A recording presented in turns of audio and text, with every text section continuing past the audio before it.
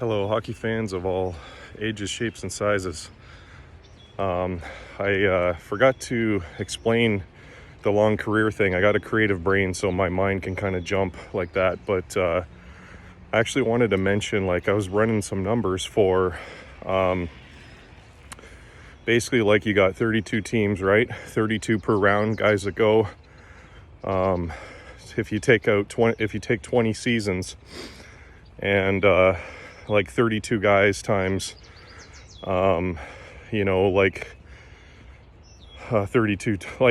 teams, 32 guys drafted, and the time span of a lot of players, you can say roughly that just pure math, your first round guys are the only guys that are really going to truly work out. So if you want a goalie like a Vasilevsky in the first round, if you want a defenseman like an Erik Karlsson, I think he went number 16 overall, etc. Like this year, Pellikka, Ryan Backer, etc. You got to take them in the first round because they'll be gone. So I'm not a big fan of trading down, but I think San Jose killed it last year with their pickup of Bstad. I'm stoked to see this guy in the NHL. I saw what he did in the juniors. He looked amazing. I think that's going to translate really well to be a solid winger. He's going to be a first-line guy eventually for me. I think he's an unbelievable pickup by the Sharks. So I'm stoked about that contract ELC signing. And I just wanted to say that, not all these guys end up working out, right? So some of your guys are complete busts in the first round. I'm not going to name names or shame or anything like that, but it's a reality that some guys don't translate to the NHL, whether it's mental, injuries, whatever. It's usually mostly mental, coachability, things like that. Like I said, Jumbo's so positive and nothing can get him down. And I remember, I don't like to air out laundry, but it was fairly public. I remember Joe saying, Wilson was talking about Joe around the time that he lost his captaincy, and I was so happy to see Pavs get it because he's an amazing guy, and happy for Logan to get it too after him. But anyways, remember a tagline saying, Thornton just said, Doug Wilson needs to learn when to shut up.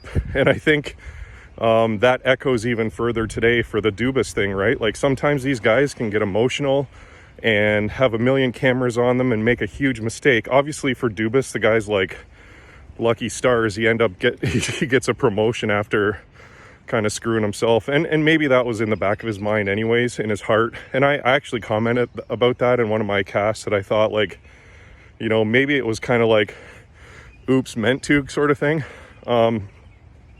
So yeah, just by sheer numbers, you got to draft well in the first round, and I'm not a big fan of trading down for second, third rounders. But like I said, not every guy works out. So in the end, you could have your guys like Jamie Benn or Pavelski, or these kind of guys with the intangibles, the toughness, the mental toughness, maybe a late growth spurt, hockey IQ, which is really, really hard to judge and put a statistic on, a number on it.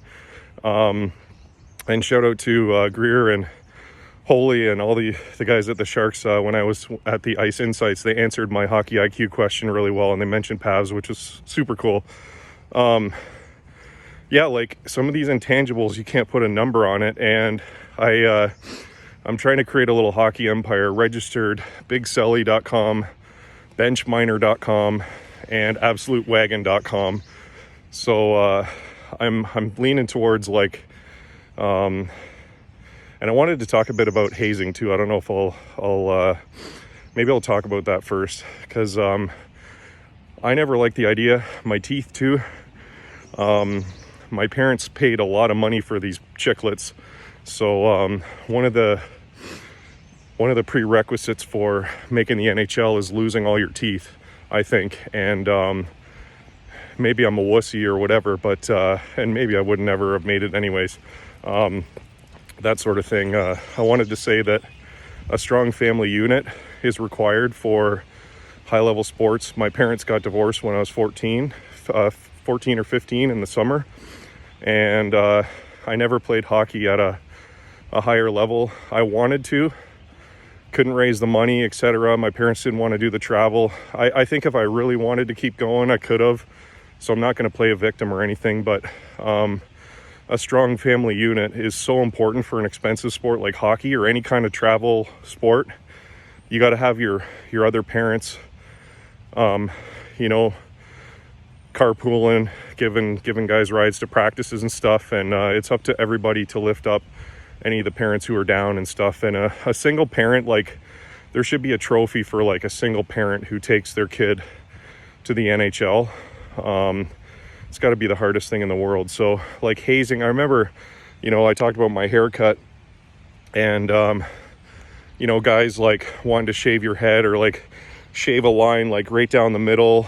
And you know, you hear like, it's almost like too graphic, but you'd hear stuff about bread. If you know, you know. It's like, I don't know if that ever happened. It just was absolutely disgusting. And you'd hear some of these things. Like, I think some of the NHL ones are pretty funny, where they put like, you know, whipped cream in instead of like or shaving cream or whatever, or like whipped cream in guys' shoes or cut guys' ties off. Like, little things like that are probably pretty fucking annoying, but you're in the pros and it's a part of team building. So I never liked hazing that much. I always kind of shied away. I don't like bullies at all. My son and I had a bunch of talks, and I know Carlson's big on anti-bullying with his wife. So not a huge fan of hazing of any kind. And that's got to be out of minor sports for sure, minor hockey, etc. So just on what do I envision for these domains, I kind of see like bench minor being something around coaching, and you know, like they'd throw like a Gatorade thing on the ice, or like throw a whole stick rack on the ice or something and get ejected from the game. Some of the players, you know, with the chirping and stuff, that's pretty funny. I want to highlight some of that as well. Walking through a huge thing of young geese. And absolute wagon, I want to make it for basically like drafting players. Like, I want to have all the drafts listed from the past, so you can quickly see like previous years, etc.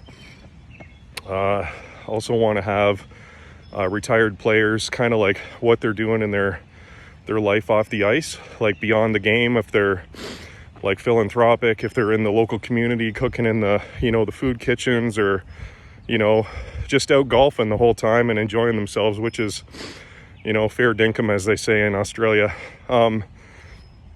Yeah, so basically, and then the other one, Big Selly, I kind of wanted to focus more on current players in the league, and I want to run some statistics on basically like sort of those intangible numbers. I want to try to put a number on hockey IQ. I don't know, it might be impossible, but I'm up for the challenge for that one. And we'll see where these domains go for the Sempcast empire. So I just realized after the pandemic, I really missed hockey, and I realized how much I really truly love it. And you know, if people know me personally or whatever, decisions and things like that, hopefully that doesn't come into play anymore. I can be a stubborn MFer and things like that, which I think are good from a moral standpoint. And I think going to, you know, outdoor rinks and things through the pandemic or whatever, to kind of stay connected to the game. And I think all that stuff is over, thankfully, now. So don't really have to worry about it.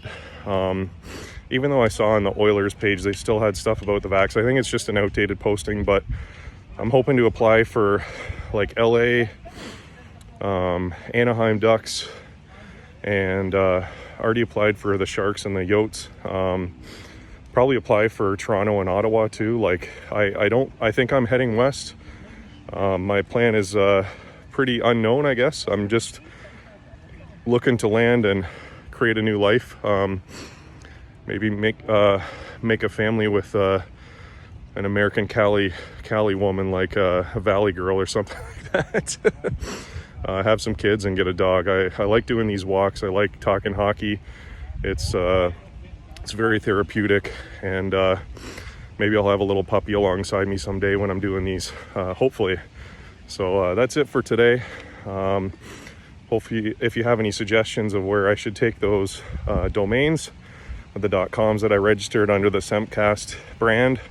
Eventually too, if you're the hockey community is very small, and kind of born into like hockey royalty, being on Jumbo's team or whatever.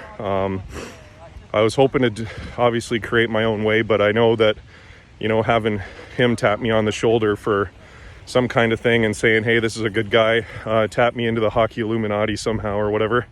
I think who we are is largely dependent on who we know.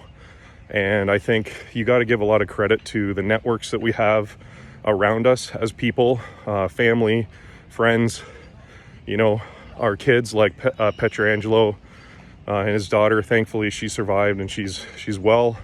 And, you know, mental health and all that is a huge thing for me. I'm a big advocate of that. And, you know, guys like Robin Leonard and other people like that, we got to find a way to get these people back on their feet too. It didn't work out for them, but I think that guy's a strong individual. And like a guy like Krejci, who left the NHL during the pandemic and came back, you know, I'm not going to say it was because of that, but it probably was. You know, if you know, you know, whatever. But yeah, I think the Leafs' current setup, paying 3 guys $11 million, is never going to work out. It never will. And I'll keep saying that till I'm blue in the face. You know, so Tavares, Marner, and Matthews, one of those guys has to get traded. And they got to recoup the most assets for them. I would be, unless Willie goes to the Sharks, I'll be pretty upset that if Willie gets traded, because the Sharks are my West team and the Leafs are my East team. So I think that's fair as a fan to be a cheer for one team on either conference, right?